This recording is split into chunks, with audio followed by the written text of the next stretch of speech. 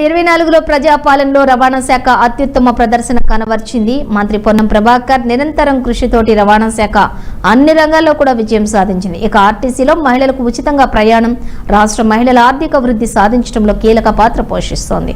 రవాణా శాఖ నోటిఫై చేసిన తర్వాత ఉద్యోగాలు 113 AMVI పోస్టులకు నోటిఫికేషన్ ఇవ్వబడింది.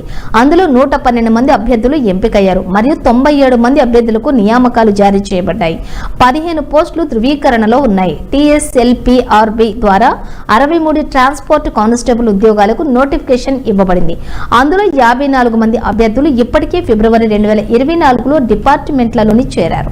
TGPSC గ్రూప్ 4 క్యాడర్ ద్వారా నవంబర్ 2024లో ఒక 10 మంది జూనియర్ అసిస్టెంట్లు ఎంపికయ్యారు. అయితే మార్చి 15, 2024న తెలంగాణ వాహనాల కోసం వాహన రిజిస్ట్రేషన్ కోడ్లోని TS నుండి TGకి మార్పును రవాణా శాఖ ప్రవేశపెట్టింది. అయితే రాష్ట్రంలో నమోదైనటువంటి వాహనాలకు ప్రత్యేక గుర్తింపును కల్పించేందుకే ఈ మార్పును కూడా అమలు చేశారు.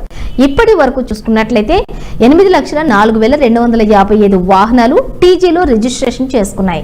సాంకేతికత ద్వారా ప్రయాణికులకు మెరుగైన నాణ్యమైన సేవలను సంస్థ అందిస్తోంది. అందులో భాగంగానే బస్సుల కదలికలను కూడా పసిగట్టేందుకు 9320 బస్సులకు ట్రాకింగ్ సదుపాయాన్ని సంస్థ ఏర్పాటు చేసింది. ఆ బస్సులను గమ్యం యాప్నకు అనుసంధానం చేయటం జరిగింది.